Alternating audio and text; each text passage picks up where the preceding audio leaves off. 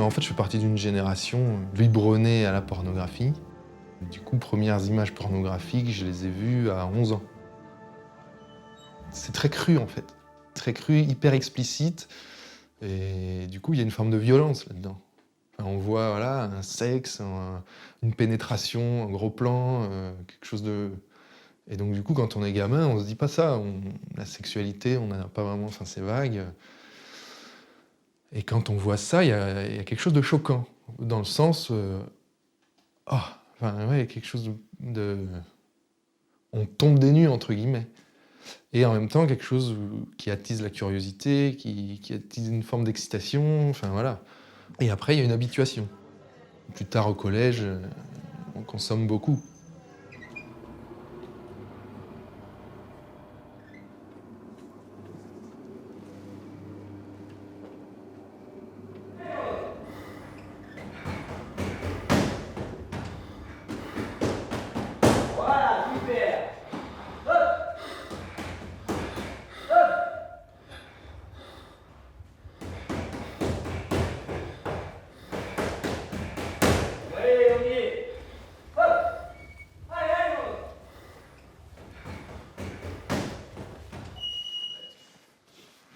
Moi, j'aimais me battre. Je fais toujours aimer me battre, depuis tout petit. Mais ouais, dès qu'il y avait une bagarre, on venait souvent me chercher parce que c'est un truc que j'aimais, c'était naturel. Quand il y avait quelqu'un qui faisait le kéké et qui se la pétait, ben, c'est moi qui me le prenais, parce que j'aimais ça. On était une bande avec mes cousins, on était une bande, et quand il y avait les autres bandes, ben, on se la mettait. C'était comme ça. On s'affirme tout de suite, et on se dit plus on est fort, plus on va être un homme. Même si on prend une branlée, ben voilà, on y retourne, au moins on a fait face, on a été un homme. Voilà, est-ce que si quelqu'un nous invite à se battre et qu'on n'y va pas, on n'est pas un homme. Et ça, c'est un déshonneur, ça. C'est un déshonneur. Je préfère mourir que vivre ça. Ah ben bien sûr. Faut mieux vivre comme un lion que 100 ans comme une chèvre. Hein. C'est beau d'être un homme, d'être respecté, quoi. Ça n'a pas de prix, hein. Allez, allez, Mando. Hop. Je suis boxeur professionnel et j'ai été 5 fois champion de France, ouais. Et plus la Coupe de la Ligue. Donc ouais, c'est pas mal. Et partout où je vais, on m'appelle le champion.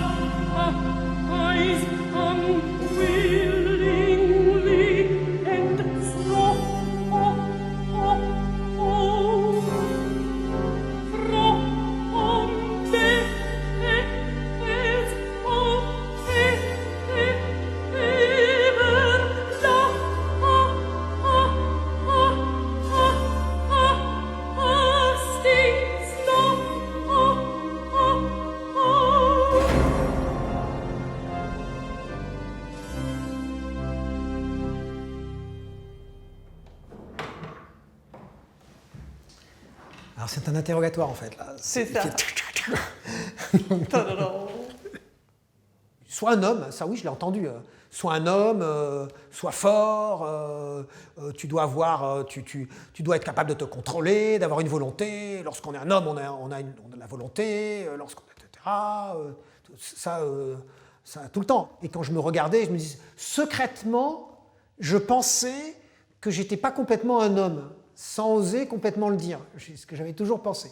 Je pensais que je n'étais pas complètement un homme, que je n'aurais pas de poils comme tout le monde, c'est-à-dire comme ce que devrait être un homme, que je n'aurais pas suffisamment de force, que j'avais un cœur probablement, j'imaginais, à l'intérieur qui était plus petit. Je me souviens que j'essayais de prendre mes côtes parce que je trouvais que j'avais la taille trop fine et j'essayais de les écarter. Une fois, je me suis même fait très mal.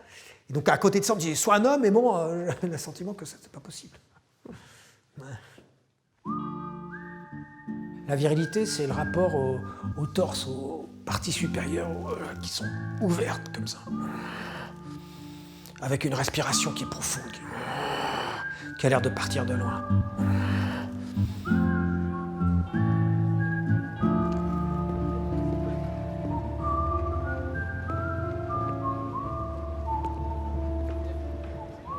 Moi, je suis un dominé parmi les dominants que sont les hommes. Enfin, moi, je me suis toujours représenté comme ça.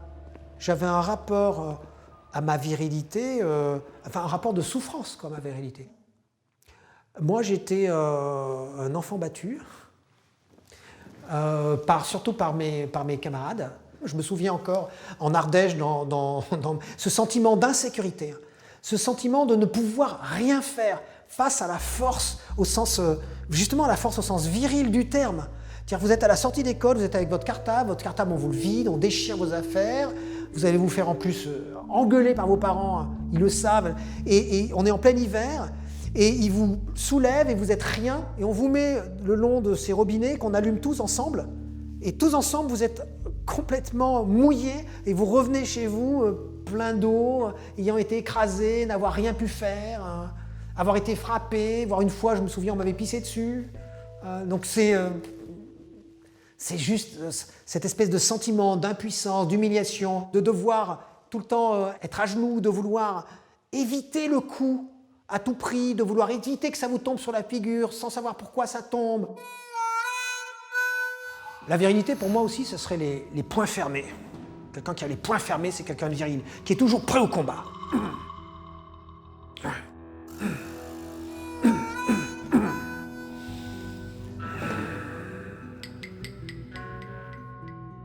Allez, sois un homme. Lève-toi. Debout. Debout. Redresse-toi. On n'est pas On n'est faible. pas faible. On On est fort. Serre les dents. T'as mal T'as mal Je veux pas entendre ça, moi. Allez, t'as pas Allez, mal, t'as on y pas va. mal. T'es un homme. Allez, sois un homme. Sois un homme. Ne renonce jamais. T'es pas une mauviette. Pas une fiotte. Il n'y a pas de place pour les faibles. Ressaisis-toi. Sois un homme. Affirme-toi. Un vrai mec. Un vrai. Oh. Ne doute pas. Tu pleures, cache-toi. T'es un mec ou pas? Contrôle. Bande. C'est les filles qui pleurent. T'es pas une femme, t'es un vrai mec. À l'école, ça se passait pas véritablement bien puisque j'ai sauté une classe. Ça conditionne pas mal le regard des autres à mon sujet. Donc, espèce de petit intello, pas très à l'aise avec son corps, pas très à l'aise, pas très affirmé. Et donc, j'avais pas beaucoup de copains, à l'exception d'un ou deux, toujours chaque année. Et en général, toujours les relégués. Ouais, aujourd'hui, on parle de harcèlement scolaire et je pense effectivement en avoir subi. Parce que j'étais désigné comme fragile, donc forcément. Sans raison, un élève est venu m'étrangler un jour. Ah bon, pourquoi pourquoi il fait ça? Je n'ai pas réagi comme il fallait parce que, en fait, je me suis rendu compte par la suite qu'une réaction adéquate, mais bon, ça se commande pas évidemment, mais ça aurait été de développer même de l'agressivité, en miroir, pour ne plus être désigné comme proie. C'est comme ça que ça marche. Oui, enfin, toute l'éducation du monde n'estompera pas ces penchants belliqueux et sadiques. Et donc, pour ça, il faut s'endurcir. C'est important de s'endurcir. Je l'ai pas compris quand j'étais gosse.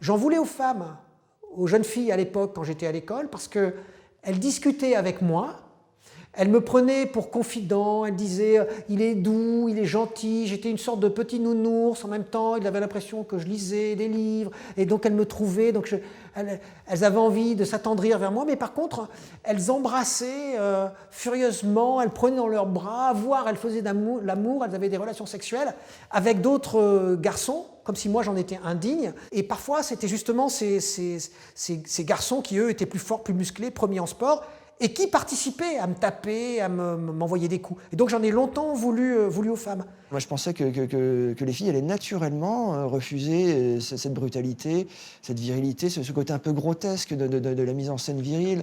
Un type qui a plein d'assurance, c'est un guignol, c'est un guignol.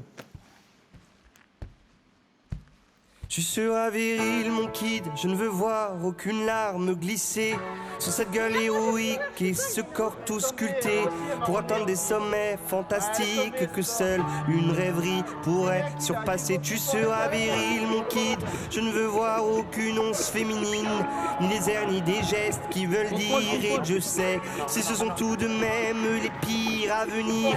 Te castrer pour quelques vocalises, tu seras viril, mon kid, prends de toi ces finesses tactiques de ces femmes origines qui féminisent, droguisent sous prétexte d'être le messie fidèle de ce fier modèle archaïque. Tu seras viril, mon kid, tu tiendras dans tes mains l'héritage iconique d'Apollon.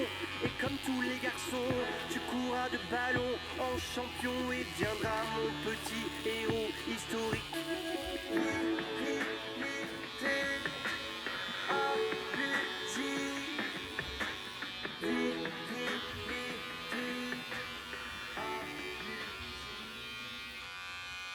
Je suis au sommet de la pyramide.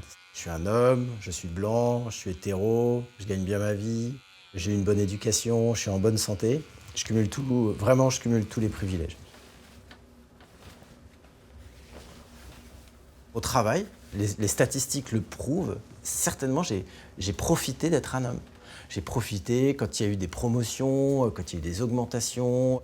On a dû me choisir parfois, parce que je suis un homme, contre une femme. Ça a dû m'arriver. Je ne suis pas coupable de ça, c'est pas moi qui ai fait cette sélection, mais j'en ai certainement profité. Ma classe, donc ma classe dominante d'hommes blancs hétéros, organise le système pour que ça reste comme ça, pour que ça bouge pas, pour que ces privilèges se perpétuent. Donc à partir du moment où j'en profite, moi j'ai estimé que c'était injuste, tout simplement, et j'essaye d'inviter un maximum d'hommes à estimer que c'est injuste également.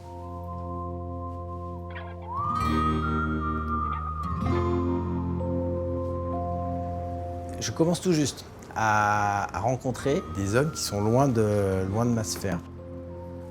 Je commence à intervenir dans des lycées, par exemple. C'est difficile, mais j'avance sur des œufs parce que j'ai infiniment conscience que je suis très très loin de leur univers.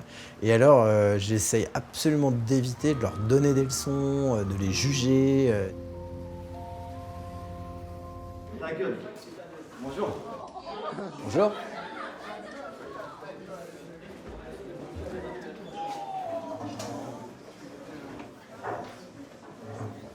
Je m'appelle Sébastien Garcin, je suis directeur marketing dans une très grande entreprise de cosmétiques française. Donc voilà, et en plus de ça, en plus de mon boulot, il y a quelques années, je me suis mis à réfléchir au fait de ce qu'était qu'être un homme. Il y a quelques chiffres qui sont assez intéressants, que je voudrais partager avec vous, un peu flippants, de ce que c'est qu'être un homme. Être un homme, c'est avoir de fortes chances d'être prisonnier dans sa vie. 96% des prisonniers sont des hommes. Okay. C'est aussi pas mal de chances de mourir sur la route. 75% des gens qui meurent sur la route sont des hommes. 75% des personnes qui se suicident sont des hommes. Et c'est très intéressant d'essayer de comprendre pourquoi. Parce que c'est des chiffres extrêmement... je veux dire, c'est gros, quoi. Est-ce que vous avez une idée de pourquoi c'est comme ça? Une femme, c'est plus mature. Les femmes sont plus matures. Oui? Si il y a 75% de suicides, forcément les hommes se font harceler. Peut-être, effectivement, c'est un bon point. Alors, si c'est le cas, par qui ils sont harcelés? Par des hommes. Ouais. En gros, la société, elle veut que les hommes, ils n'extériorisent pas. Du coup, ils gardent tout pour eux et peut-être c'est plus compliqué. Est-ce que ça veut dire que les femmes peuvent extérioriser et pas les hommes? Selon la société, un homme, il doit pas trop laisser transparaître ses émotions, il doit être viril. Voilà. Mon père, il me dit tout le temps ça. Faut pas pleurer dans la vie. T'es un garçon. Donc les gens, ils veulent qu'un garçon, ça pleure pas. Mais des fois, ça pleure. En cachette. À la maison, tout seul. Pas devant les gens, parce que ça donne une mauvaise image du garçon. Je pense que tous les hommes jouent un rôle. Je pense que tous. Tous, parce que voilà, la société nous a montré qu'être un homme viril, avoir de la poigne, être imposant, c'est ça, être un homme. Si on n'est pas content, on peut le montrer. Parce qu'être pas content, c'est être fort, entre guillemets. Enfin, être énervé. Quand on est énervé, des fois, on est fort. Donc, montrer qu'on est énervé, c'est moins grave que montrer qu'on pleure ou qu'on est fragile. C'est une situation, elle est comme ça. Excusez-moi du mot, mais je la trouve complètement con. Si le prix de ces privilèges, c'est ça, c'est super cher. Enfin, je sais pas, vous trouvez pas? En fait, ce que ça montre, ça, c'est que les hommes subissent quelque chose. Et effectivement, généralement, ils n'en ont pas conscience. Ces chiffres-là le montrent, qu'on subit quelque chose. Alors, qu'est-ce que c'est? C'est un système qui tend à mettre le vrai homme comme le modèle du maître de l'univers, en gros. Il y a un système comme ça, et on le subit tous, moi, vous, tout le monde, qui tend à dire, il existe un modèle de vrai homme, et ce vrai homme, c'est le plus fort. Et c'est celui, et en tout cas pour les hommes, c'est celui auquel vous devez ressembler. Et si vous n'êtes pas un vrai homme, vous n'êtes pas un homme.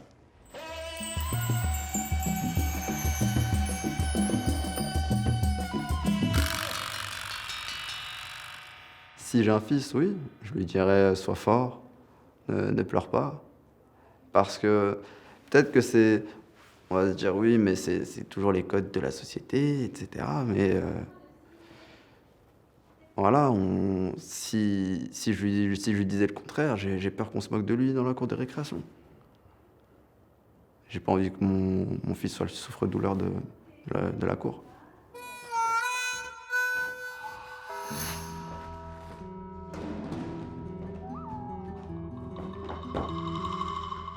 Je me bats contre la virilité. En fait, je pense que la virilité est quelque chose qui a été construit, qui a été ajouté aux hommes, et que le monde se porterait beaucoup mieux si on enlevait ce truc-là. C'est quelque chose dont on n'a plus besoin. Il faut prendre conscience du poids que représente la virilité chez nous les hommes. C'est un poids. Notre bite et nos couilles pèsent des tonnes. Et c'est quelque chose qui nous pèse à tous les moments de notre vie, depuis la plus tendre enfance jusqu'à la mort. C'est quelque chose qu'on trimballe derrière nous. On tire nos couilles derrière nous comme Sisyphe son rocher en haut de la colline. C'est un truc, c'est un système stupide. Sur cette terre, ma seule joie, mon seul bonheur, c'est mon homme. J'ai donné tout ce que j'ai, mon amour et tout mon cœur à mon homme. Et même la nuit, quand je rêve, c'est de lui, de mon homme. Ce n'est pas qu'il est beau, qu'il est riche ni costaud, mais je l'aime, cet idiot. Je suis Eric. Actuellement, je suis agent forestier. Donc voilà, j'apprends à tronçonner, j'apprends à débroussailler. Et c'est un travail qui me plaît et dans lequel je m'épanouis complètement à 53 ans. Donc c'est une reconversion totale. Mon adolescence, je me suis retrouvé faisant partie d'une bande organisée. Et donc j'ai tout d'abord effectué des cambriolages, des casses. Et puis ensuite, tranquillement, assez naturellement quelque part, tout ça s'est dirigé vers des vols à main armée, des affaires beaucoup plus sérieuses. Il y a un truc qui est viril, oui. C'est, je sais pas, une forme de puissance, une forme de domination de l'autre aussi, parce qu'on a une arme, qu'on est en capacité de faire du mal, mais qu'on ne fait pas de mal, mais qu'il faut faire attention à nous, parce qu'on est présumé dangereux.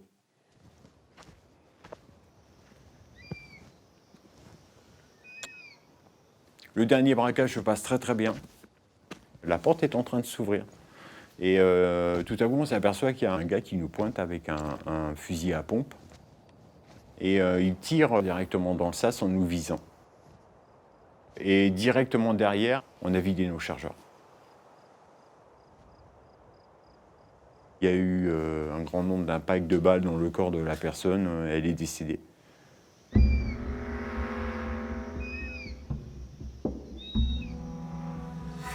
C'était une partie de parcours, une partie de vie qui se terminait et une autre qui allait commencer.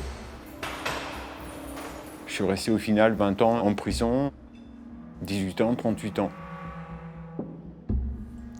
Je réussis à m'évader 2 fois. Là, je vous avoue que, en termes de virilité et de masculinité, on s'est senti tout puissant. Par contre, le retour, ça a été un peu plus douloureux. Lorsque j'ai été réincarcéré, j'ai été placé sur décision d'un magistrat à l'isolement, et c'était un isolement judiciaire. Donc on sait quand il commence, mais on ne sait pas quand il termine. Et là, je me suis retrouvé seul en cellule, sans rien. Aucun contact avec les autres détenus, pas de télévision, pas de livre, pas d'activité, juste une heure de promenade le matin et un surveillant chef qui venait me donner à manger à midi et le soir, et rien à côté. Donc là, en termes de virilité et de masculinité, on y revient. Là, c'était voilà, un niveau, c'était encéphalogramme plein. On n'est plus rien.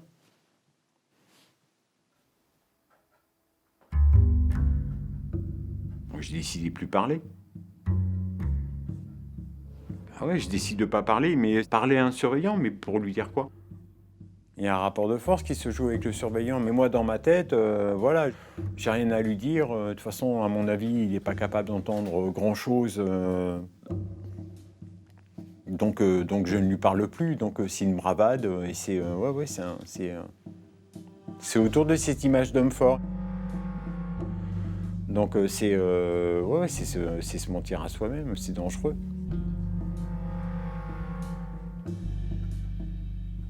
J'ai des douleurs dentaires qui ont démarré et puis finalement les douleurs dentaires ont fait que toutes les dents ont commencé à pourrir. Enfin voilà, c'était infect quoi. Oui, j'avais un petit couteau à bourron. Je l'ai aiguisé contre le tuyau de chauffage de la cellule. Et une fois qu'il a été assez affûté, j'ai recourbé 2 dents de la fourchette et je me suis extrait les dents avec ça parce que j'avais pas le choix.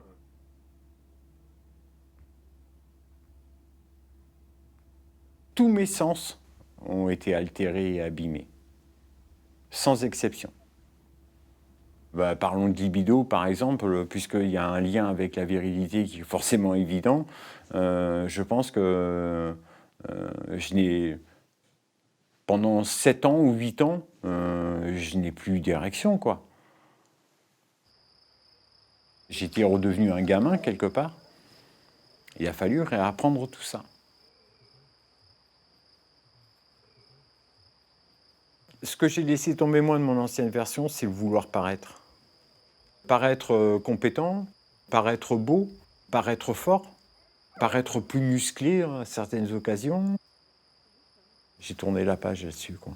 Dans ce que j'ai viré, il y avait une partie de ma virilité que j'ai virée.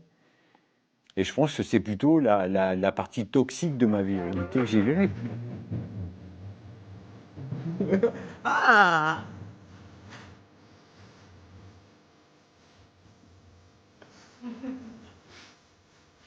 Vas-y, monte.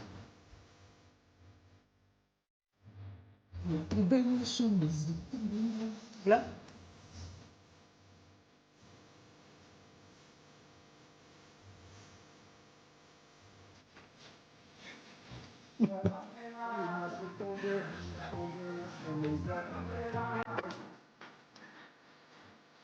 Ça, c'est un film de bonhomme, ça. Ouais. Alain Héril, la première. Alors, le beau mal alpha. Tu viens, poulette. Voilà, ça, c'est le beau mal alpha. Mais j'ai du mal à le tenir, hein, donc je ne dois pas l'être complètement. Alors, le psy.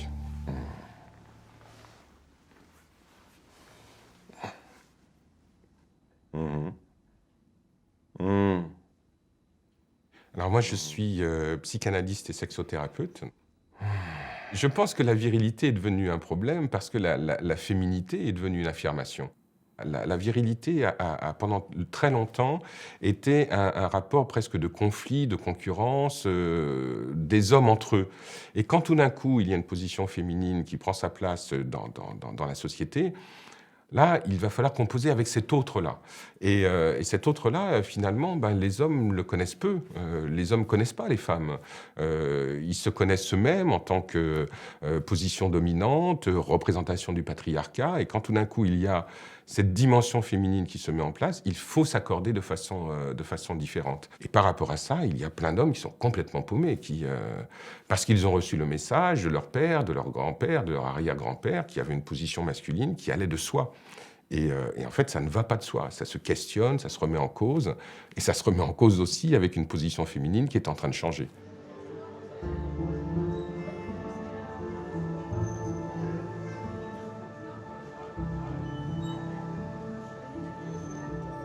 En fait, je fais partie d'une génération biberonnée à la pornographie.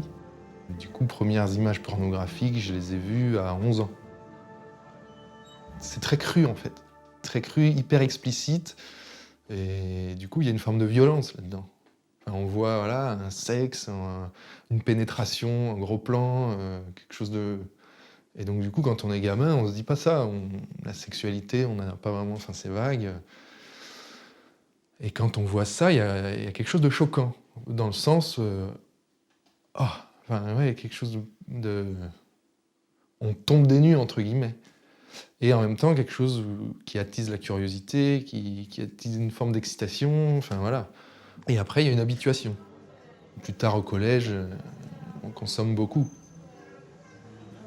On va transposer sur les femmes qu'on rencontre dans la vie réelle ce qu'on voit dans le porno. Elle, ça peut être celle qui se fait troncher. J'utilise des mots crus, mais c'est ça, hein. Et voilà, et ce genre de pensée contribue à alimenter les relations entre hommes. On regarde entre potes, on en parle entre potes, mais on n'en parle pas à nos amies femmes, aux filles qui sont dans notre entourage. On est entre couilles, comme on dit, on est entre couilles. La seule chose qui est partagée dans la virilité, c'est l'exclusion des femmes. Enfin, la domination des femmes dans une ambiance de connivence masculine.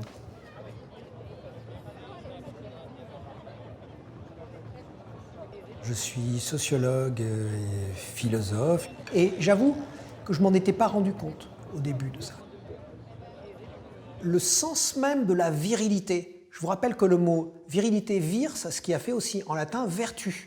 Donc de la vertu, donc ce qui donne de la valeur aux hommes, c'est l'appropriation des femmes, et plus exactement, c'est la jouissance des femmes, et d'abord la jouissance du corps des femmes. Les hommes se représentent les corps des femmes comme des objets, dans un sens, dont ils peuvent jouir, et même dont ils doivent jouir pour construire la virilité. C'est pour ça qu'on dit d'ailleurs un homme qui pénètre une femme, on dit il la possède, aujourd'hui on dit encore il la prend, je la prends. Et en les possédant, au sens, j'allais dire, au sens capitalistique du terme. C'est ce que j'appelle le capitalisme sexuel, qui commence en gros au néolithique. Le capitalisme sexuel, c'est le fait que lorsqu'un homme couche avec une femme, je veux dire dans l'inconscient et dans ce capitalisme sexuel, c'est comme si lui gagnait quelque chose, c'est-à-dire il la possède, il l'accumule, il a quelque chose, il prend quelque chose, il prend, alors que la femme, elle perd quelque chose. Elle perd de la valeur, elle perd de la vertu. D'ailleurs, on dit, la première fois qu'elle fait l'amour, qu'elle perd sa vertu. J'ai rencontré une fille avec qui je vis aujourd'hui. Donc je commence, moi, à m'attacher à elle, affectivement. Et je me rends compte petit à petit que quand on sort en boîte et tout ça, je veux la protéger.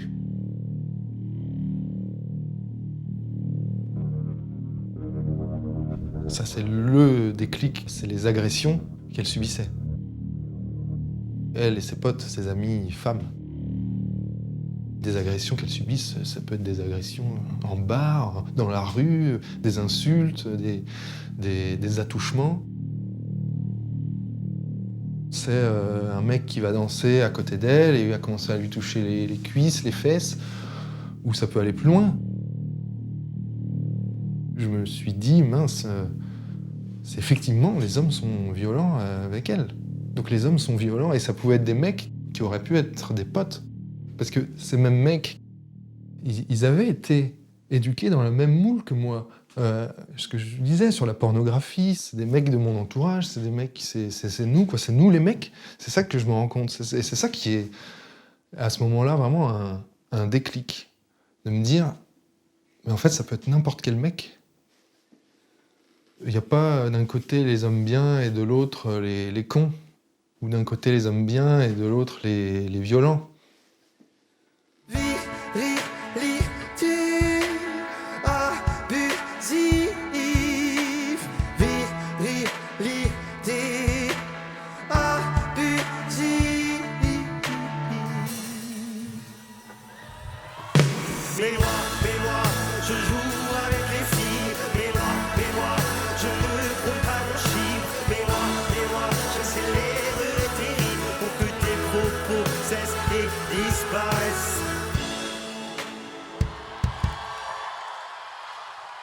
Et finalement, est-ce que moi-même, j'ai pas exercé des violences dans ma vie? Et est-ce que moi-même, je ne suis pas potentiellement un mec qui pourrait être vu comme un danger par un autre mec qui serait, ou par une meuf qui serait... voilà. Et au final, si. J'ai rien de différent, moi, des autres hommes. Et en me questionnant, je me suis rendu compte qu'effectivement, j'avais exercé des violences qui allaient dans le sens de la connivence masculine et tout ça. Par exemple, je me suis souvenu qu'au collège, donc j'ai une amie dans ma classe, j'arrive derrière, je lui mets la main au cul et après j'en rigole avec un pote. Donc il y a un côté où moi je m'étais jamais dit, tiens, ça c'est une violence. Et à ce moment-là, je me suis pris ça en me disant, mais si, ça, c'est violent en fait. Est-ce que j'ai toujours été face à une fille totalement consentante? Je peux pas dire oui, en fait. Je peux pas dire oui. Je sais pas, mais je peux pas dire oui. Je peux pas en être sûr. Je peux pas être sûr que les filles avec qui j'étais aient osé me dire non. Je sais pas. C'était une de mes premières liaisons un peu durables. J'avais 22, 23 ans. Et oui, clairement, j'avais beaucoup plus souvent envie qu'elle. C'est ça qui me fait dire que c'est certainement à cette période que parfois j'ai dû lui faire l'amour alors qu'elle n'était pas consentante. C'est de la reconstruction, hein. J'en sais rien, mais ça a dû arriver, oui. Donc il y a déjà moi en tant qu'acteur, et puis surtout, et ça c'est plus clair, est-ce que j'ai pas été un peu complice? Alors j'ai pas été témoin direct, mais indirect d'une jeune femme qui s'est faite plaquer contre le mur par le patron de l'agence, qui a essayé de l'embrasser de force, qui a commencé, bon, elle a réussi à s'enfuir et j'étais là. Elle est venue dans mon bureau après, donc je l'ai vécu directement. Et le lendemain, j'ai serré la main de ce type-là et je lui ai souri comme si de rien n'était. J'étais clairement complice d'une ambiance où c'est pas grave en fait, c'était pas grave. Il avait essayé de la choper dans un coin, c'était grave, mais c'est pas grave, on allait passer à autre chose. Donc ça, oui, clairement, j'ai été complice du système. Laissez tomber, ça ne m'intéresse pas. Sortons. Et qu'est-ce qui vous retient de voir les choses comme je les vois? Ce sont les moyens qui vous manqueraient. Qu'en savez-vous? Je ne tiens pas à le savoir. Y a-t-il pas une coutume qui accorde une ultime requête aux condamnés? Quand l'affaire Weinstein est sortie, mon fils aîné nous dit, c'est bizarre, tous les films que j'ai vus quand j'étais ado, en fait, le héros n'a jamais cherché à obtenir le consentement de l'héroïne. Et il semblerait qu'en fait, même, il y a une sorte de séduction supplémentaire qui s'exerce à l'égard des femmes quand elles ne consentent pas, en fait. Et je me suis dit, c'est vrai. Donc Pussy Galore qui se fait pousser dans une botte de foin dans Goldfinger. Alors je crois que quand j'ai vu Goldfinger la première fois, j'ai absolument pas réagi. Je me suis dit oui, c'est James Bond. Voilà, il a envie d'une fille, il la prend, il se pose pas beaucoup plus de questions. Il y a un méchant qui passe, il le tue. Il y a une jolie fille qui passe, il la prend. Enfin c'est la vie simple et rêvée de James Bond. À nous de jouer maintenant.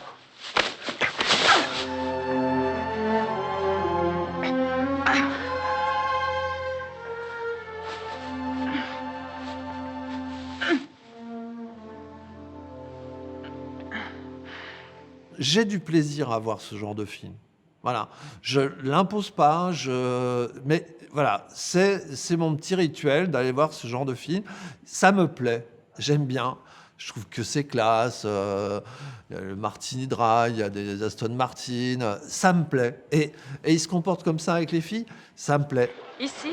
Non, un peu plus bas, chérie. Bon, C'est vrai qu'il y va fort dans la scène de la conversation entre hommes au bord de la piscine. Mais vous voyez, ça me plaît. Monsieur Félix Leiter. Salut. Dis salut à Dink. Salut, Dink. Dink, dis au revoir à Félix. C'est une affaire entre hommes.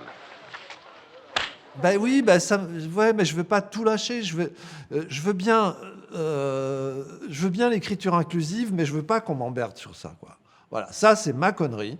Voilà, ma petite connerie à moi, j'ai envie qu'on me la protège aussi, je sais pas, c'est comme les femmes veulent aussi avoir leur carré de féminité préservé. Moi, je voudrais mon carré de virilité préservé. Et j'en demande pas beaucoup, hein, parce que je vais pas au foot, je mets pas des écharpes en couleur autour du cou, je braille pas dans le métro, je croise mes jambes, je demande pas grand-chose, mais je demande que, voilà, mon James Bond, qu'on me foute la paix avec James Bond. Il y a quand même des trucs plus importants sur la Terre que ça, quoi.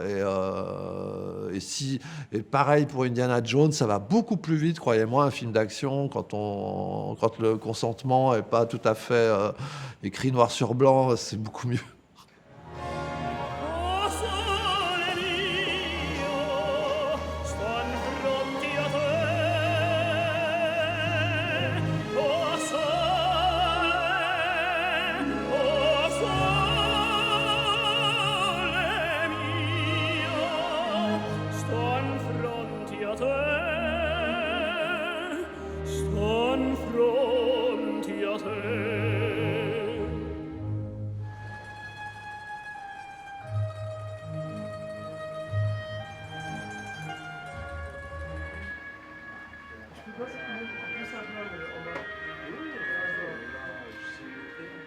Une petite coupe tranquille. Hein.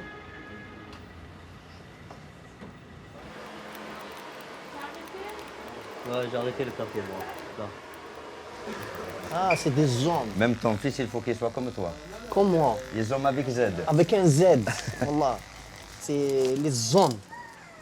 C'est avec la force. Bon. Les hommes, c'est les vrais hommes. Voilà, les hommes. Non, parce qu'il y a les hommes et il y a les omelettes. Il n'y a que les hommes ici. On n'accepte pas les omelettes. C'est les hommes sans virilité, je sais pas. Voilà. On se fait beau, on prend soin de nous, mais on reste viril. Hein?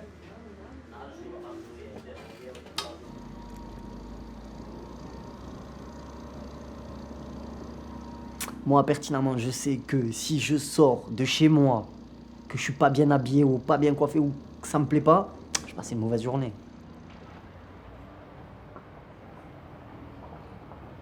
C'est pas ma faute, hein. Je suis macho à 100%. Mais attention, macho et je veux dire, c'est l'image que je rejette, mais je suis pas comme ça. Moi, à la maison, je participe aux tâches ménagères. Tu vois? C'est pas le macho pur et dur qui va rentrer à la maison, qui va se poser sur son canapé et va regarder la télé comme ça. Non. Moi, si je rentre et la maison elle est un peu en bordel, ben je vais poser mes affaires et je commence à faire un peu le ménage, je vais ranger, je frotte, tout sauf la vaisselle. Ah, j'ai un problème avec la vaisselle, c'est pas possible.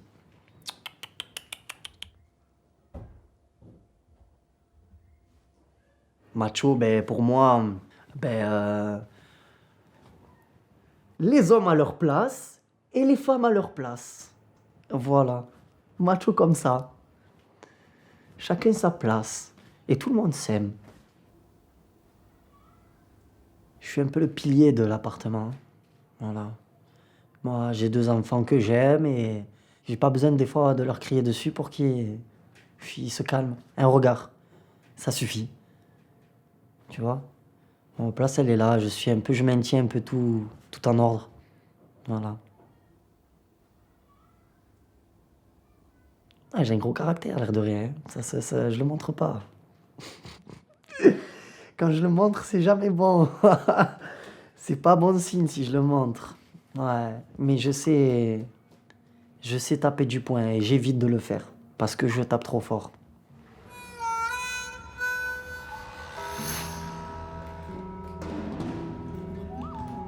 Mes 2 fistons, Fares et Malik. Voilà. Il a 5 ans, il a 3 ans. Mes deux beaux bébés. Mes deux bébés, tu es un homme ou pas? Oui. Voilà. Et toi? Non. Non. Je crois qu'il a dit non. Ça va, il a pas dit non.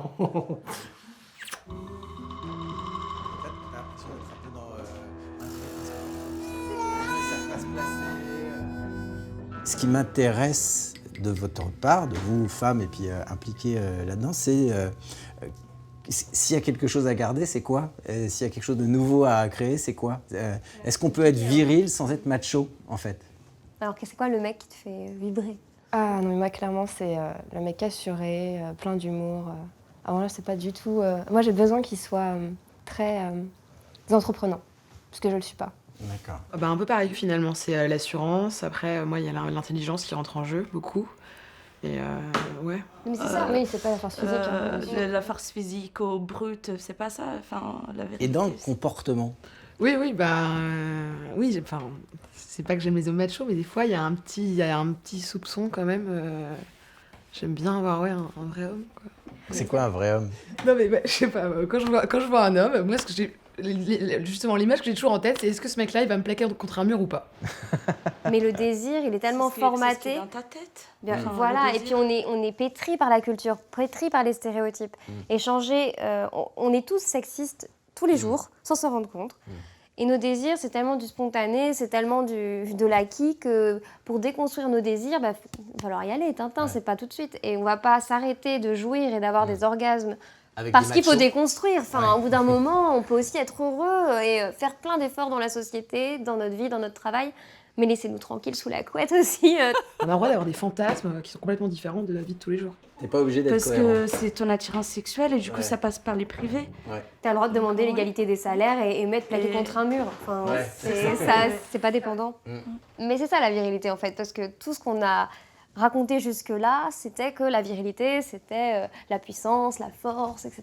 Et du coup, aujourd'hui, on veut qu'il soit viril parce que ça nous titille, c'est de l'ordre du désir, etc. Mais socialement, on n'a pas envie qu'il soit macho du tout. Ça nous répugne même. Toi, tu aimes que je sois entreprenant, mais il ne faut pas que je le sois trop, parce que si je suis trop, est-ce que je vais être au bord du harcèlement? Mais si je ne le suis pas, tu vas m'échapper. En fait, il y a tellement de femmes violées, il y a tellement de femmes qui subissent des violences. On subit toutes à un moment donné du harcèlement sexuel, on subit toutes des choses qu'on ne devrait pas subir, que c'est compliqué de dire que dans la sexualité, on peut aimer la violence aussi. Parce qu'on a l'impression que c'est comme valider de mauvais comportements. Alors que non, en fait, on a le droit d'aimer la violence dès lors qu'on l'a permise. C'est pas la même chose. Il s'est levé à mon approche, debout il était plus petit. Je me suis dit, c'est dans la poche, ce mignon-là, c'est pour mon lit. Il m'arrivait jusqu'à l'épaule, mais il était râpé comme tout. Il m'a suivi jusqu'à ma piole, et j'ai crié, vas-y mon loup, fais-moi mal, Johnny, Johnny, Johnny, envoie-moi au ciel. Fais-moi mal, Johnny, Johnny, Johnny, moi j'aime l'amour qui fait boum. Le problème qui se pose dans la sexualité, c'est effectivement le fait que pour qu'il y ait un rapport sexuel, il ne faut pas qu'il y ait de la violence, il faut qu'il y ait de l'agressivité, ce qui est pour moi très très très différent. C'est-à-dire que même si on est dans un rapport sexuel doux, sympa, tranquille, il y a quand même de l'agressivité, ne serait-ce que le fait qu'on rentre dans l'espace corporel de l'autre, qu'on rentre dans sa zone d'intimité. Mais beaucoup d'hommes ne savent pas où placer le curseur, parce que entre l'agressivité qui est nécessaire, qui est même demandée par certaines femmes, et puis la violence, où est-ce qu'on se situe? L'homme n'est pas fondamentalement un prédateur sexuel, mais l'homme peut jouer à être un prédateur sexuel. Ça ne veut pas dire qu'il l'est. Une relation sexuelle, c'est du théâtre. On joue des rôles, on se met en scène dans cette situation-là.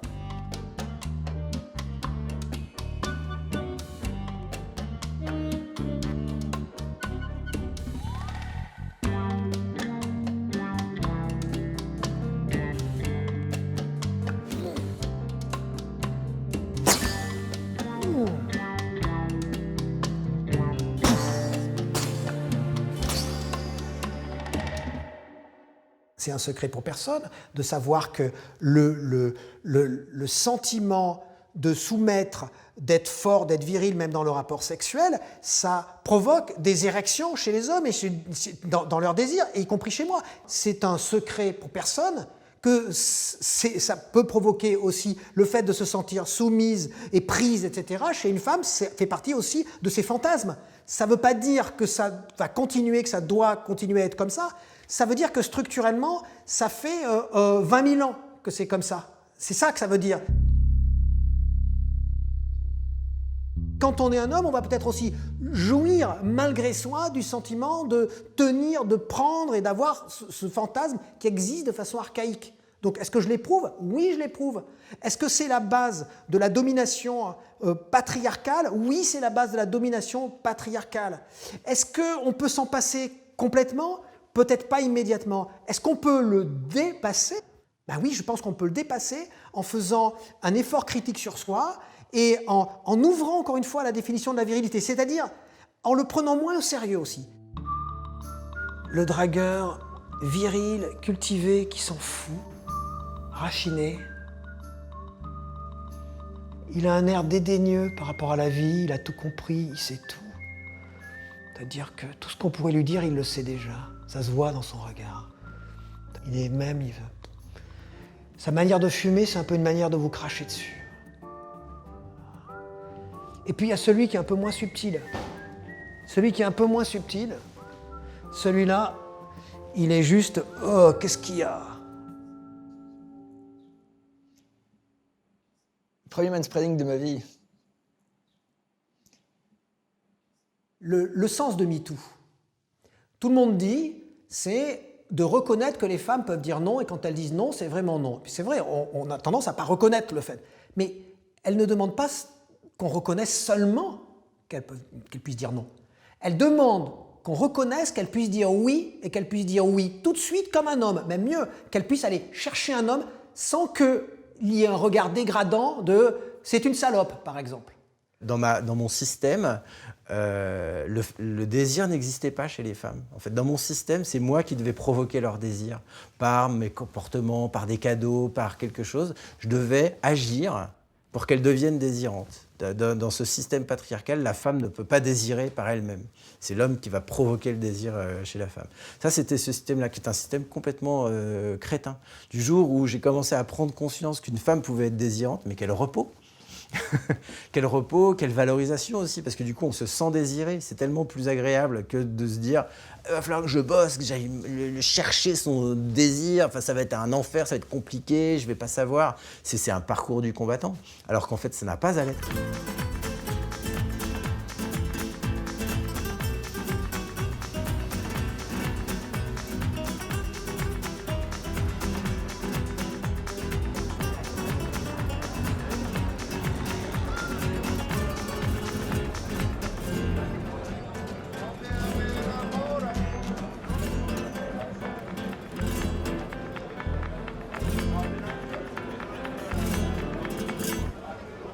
Je me souviens une fois, j'étais dans un café et je regardais une fille que je trouvais très jolie. Et j'étais assez timide, je la regardais, etc. Et j'étais vraiment, je pense que j'avais du désir pour cette fille. Et elle s'est levée, c'était complètement surréaliste, j'ai cru qu'elle allait se diriger vers le bar, mais elle s'est levée, elle est arrivée près de moi, elle a pris une chaise, j'étais étudiant, et elle s'est assise, elle s'est mise en face de moi. Elle me dit, tu me regardais depuis tout à l'heure, tu avais envie qu'on se rencontre, et donc, tu veux qu'on se rencontre? Et elle a mis sa main sur mon genou. Et c'est incroyable parce que je la désirais, véritablement, je la désirais, mais je me suis senti agressé, je ne savais plus quoi faire, j'étais littéralement paralysé, je sentais la chaleur de sa main sur mon genou, je voyais qu'elle souriait de manière assez sympathique. Enfin, je me suis levé, j'ai payé, et je suis parti, et je l'ai regretté pendant un mois. C'est-à-dire que vraiment, c'était une situation absolument incroyable. J'avais l'impression qu'il y avait un renversement des rôles, qu'elle m'avait volé mon rôle d'homme. Vous êtes au courant de ce qui se passe dans la tête d'un homme dès lors qu'une femme est entreprenante avec lui? Non. Ça le coupe? Non. Ça l'excite au max. C'est est-ce que je vais bander? Parce qu'à partir du moment où une femme fait le premier pas, il y a le risque que je bande pas. Oui, mais ça, on le sait aussi. Pardon? Ça, Ah on ouais, le mais sait. c'est l'angoisse fondamentale de l'homme, de ne pas bander. L'homme est construit par le contrôle et que c'est la seule partie de son être qui contrôle jamais. Bah donc quand une femme est entreprenante avec lui, son angoisse, c'est de dire est-ce que je vais bander? Alors ça, je suis prêt à parier C'est fou, moi je pense que pas. c'est 95% des hommes, ça leur traverse l'esprit. En fait, vachement d'hommes disent qu'ils n'ont pas une libido de poney, quoi. Ouais. Et que c'est un problème dans leur vie. Parce Ouais. que les femmes les voient comme des hommes ratés. Ouais. Mm-mm. Parce qu'ils sont pas tout le temps en train de bander, d'avoir envie de Ouais. baiser. Et en fait, on se rend compte que la société, elle leur a inculqué que un homme, ça aime faire l'amour tout le temps. S'ils sont pas dans cette case-là, ils ont l'impression d'être des hommes sous-hommes. ratés, quoi. Ouais, des sous-hommes. Mm.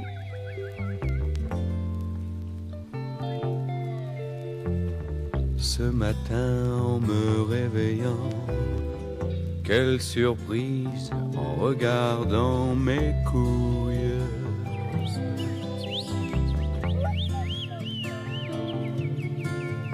Là, juste devant mes deux noix, c'est fou, je ne reconnais pas ma nouille.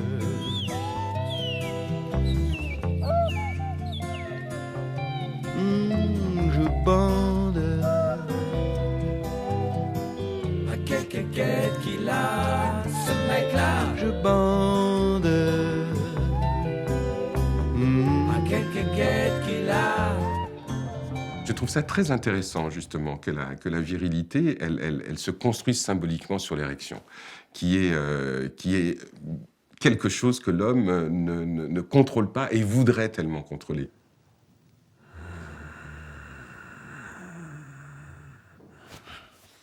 Regardez. Ouais! J'ai eu une chance extraordinaire. Ma première fois, pour le coup, j'ai pas eu à le demander.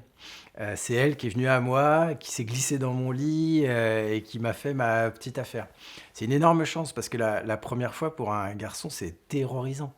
Ça fait partie des charges qu'on porte sur notre dos dans ce système patriarcal, qui est qu'on a la responsabilité de la réussite de l'acte sexuel. La responsabilité, elle porte sur nous. Une chose est sûre, c'est que ramener l'acte sexuel, le rapport sexuel systématiquement à la pénétration, personnellement, c'est quelque chose qui m'agace. Et ça, c'est quelque chose qu'on n'a pas encore déconstruit. Il n'y a pas un seul film où vous allez voir une scène d'amour qui ne se termine pas par une pénétration. C'est systématique.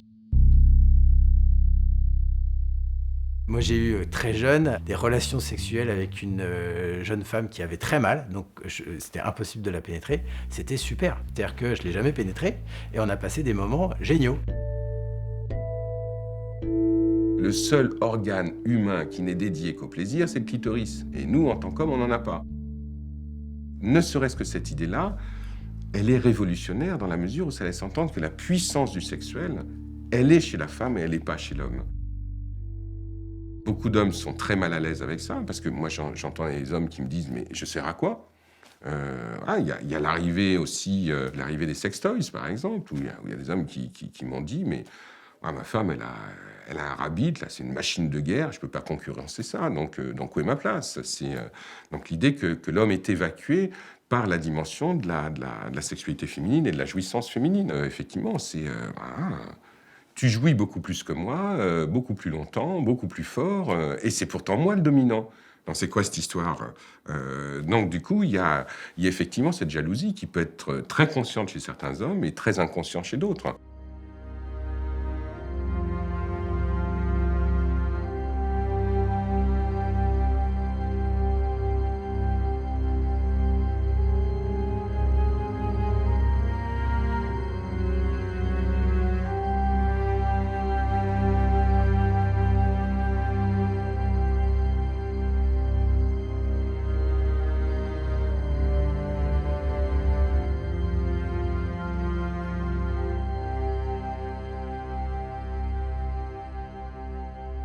Les hommes ont peur de la capacité de jouissance des femmes. Et la jouissance, vraiment au sens physique, mais la jouissance au sens de jouir du monde. sans eux. C'est-à-dire ils ont peur finalement de l'autonomie des femmes.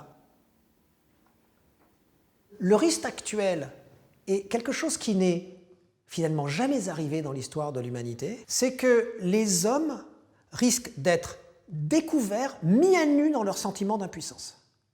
C'est-à-dire que ne plus pouvoir cacher leur sentiment d'impuissance avec les gros muscles, avec le fait de parader, avec le flirt, en disant je te possède, etc. Et avec des femmes qui seront en face d'eux, à rigoler. Les hommes restent encore dans un regard qui est en décalage avec ce que sont devenues les femmes. Elles se sont battues, les femmes. Alors que les hommes, ils sont tout le temps en retrait encore. Ils sont encore, en quelque sorte, dans l'ancien monde. Pas tous, bien sûr, mais la majorité d'entre eux.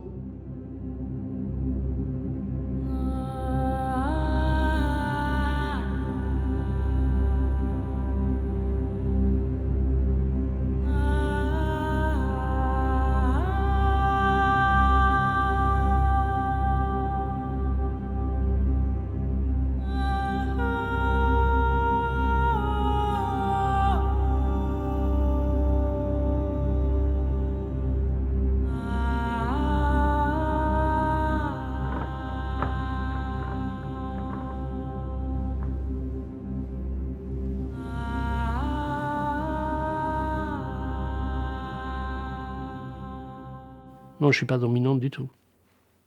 Mais enfin, j'en suis fier de ne pas être dominant. J'en suis parfaitement fier parce que quand on peut ne pas être dominant, par condition et par choix, ben on peut envisager la société et le monde autrement.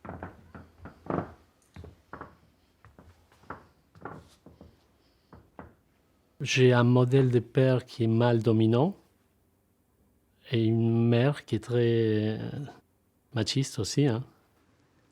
Au point où ma mère ne va pas se faire opérer par un chirurgien femme, ne va pas monter dans un taxi conduit par une femme. Ma mère, quand elle a appris que j'étais homosexuel, mon Dieu, elle a pleuré les larmes de son corps. C'était l'effondrement, ce qui est quand même un gag. L'effondrement de voir qu'un fils a quelque chose de féminin. Ça, c'est oups. Quand une femme est homophobe, c'est très rigolo. Il y a un manque de pensée évidente. Puisque ce qu'on méprise, c'est le féminin chez l'homme. L'homosexuel, il est méprisé en tant que féminin.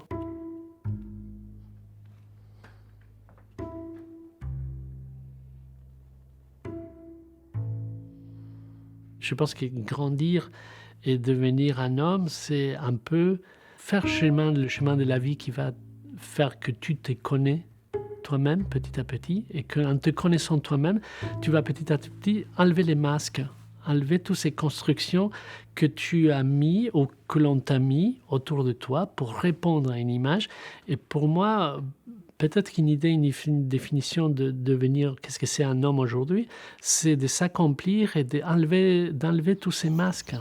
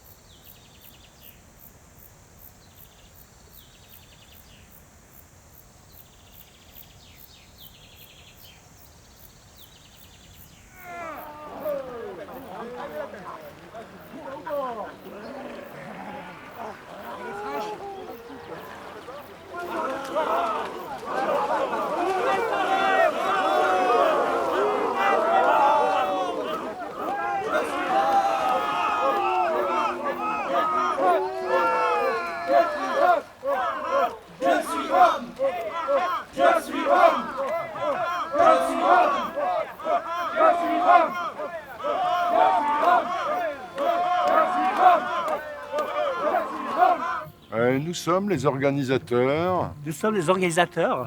Des rencontres du masculin sacré. Nous sommes les organisateurs des rencontres du masculin sacré. Ah la vache.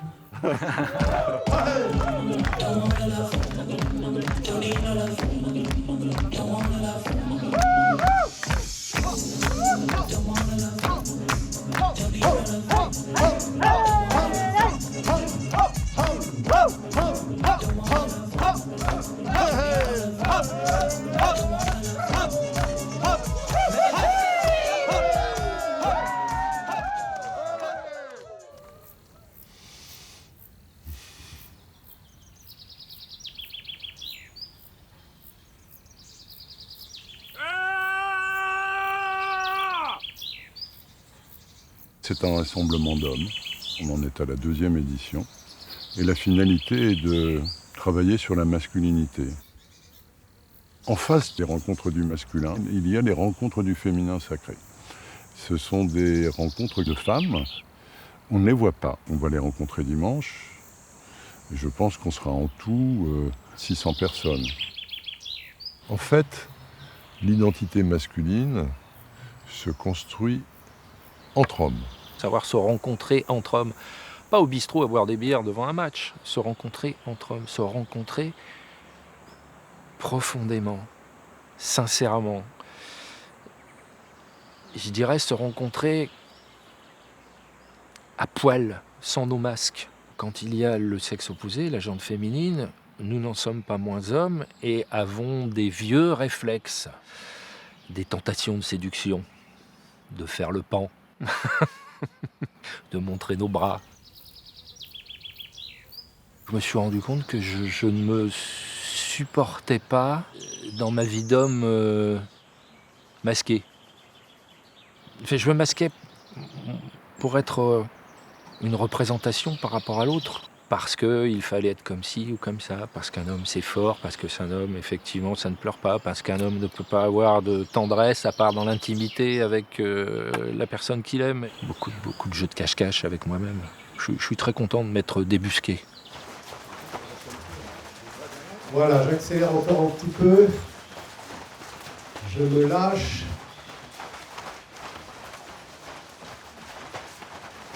Voilà, et je m'arrête brutalement. Je ferme les yeux. J'écoute ce qui se passe dans mon corps. Et je respire. Mettez l'énergie, les accompagnants. Soyez dans l'énergie.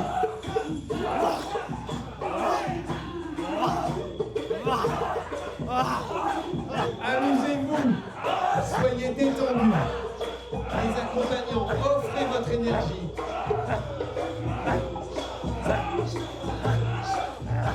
Il y a plus de bonheur à être vrai, à être dans son authenticité, dans sa vérité, que d'être dans une image, une apparence de réussite ou de fausse puissance. Osez être à 100%. Allez, 100%.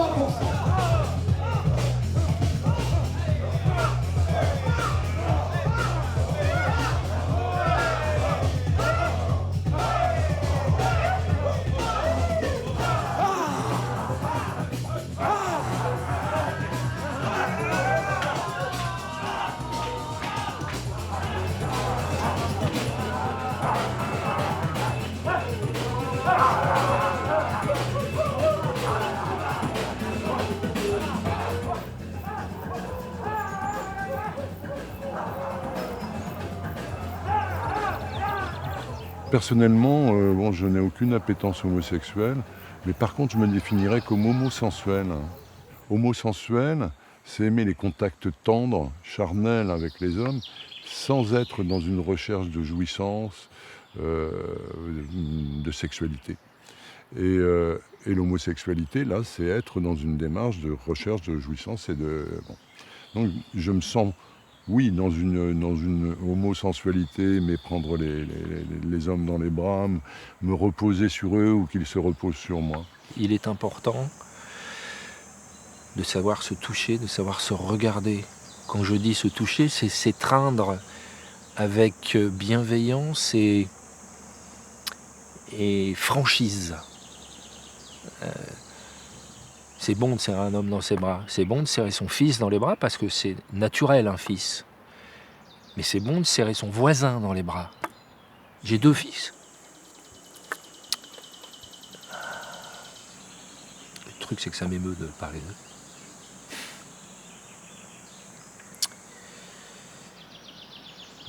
J'ai un grand-fils que je peux pratiquement pas toucher, que le câlin rebute. Parce que j'ai poursuivi, moi, de mon côté, dans ma précédente vie d'homme, mon début de vie d'homme, de la première fois que j'étais papa, j'ai poursuivi ce modèle qui ne me convient plus. Et avec mon deuxième fils, on se fait des câlins terribles. Terribles. Alors bon,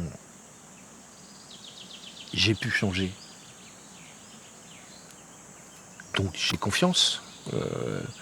Les hommes peuvent changer. Je dirais même les hommes doivent changer. Lâchez les émotions, les pleurs, les cris, toute cette souffrance qui peut être là, toute cette joie. Offrez. Offrez encore.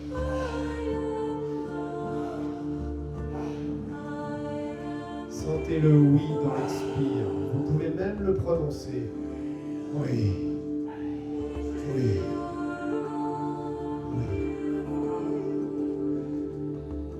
Si ça rigole, que ça rigole fort.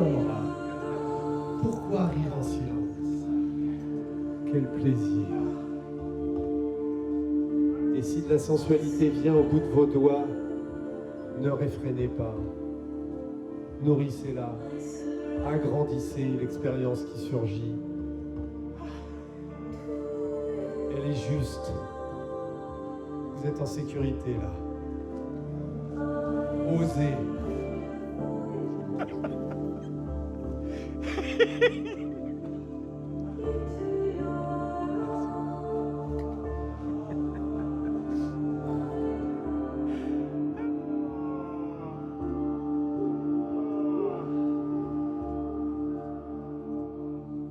La virilité et la féminité, c'est une mise en scène avec des rôles qui sont prédéfinis.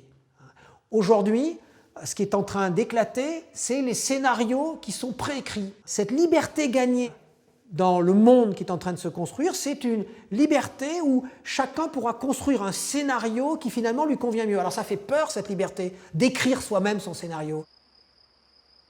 Mais c'est une liberté incroyable. C'est ça la société de demain. Ça va être multiple, une multitude de combinaisons possibles. Ça fait peur à certains, ça. On dit c'est le chaos. Le général de Gaulle était là, il dirait c'est la chienlit. Mais non, moi ça ne me fait pas peur.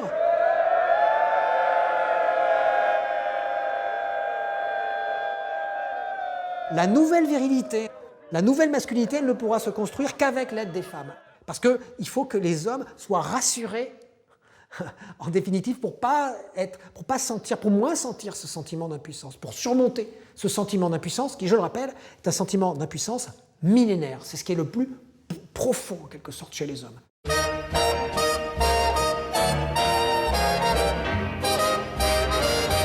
C'est si bon de partir n'importe où, bras dessus, bras dessous, en chantant des chansons. C'est si bon de se dire des mots doux, de petits riens du tout, mais qui en disent en langue.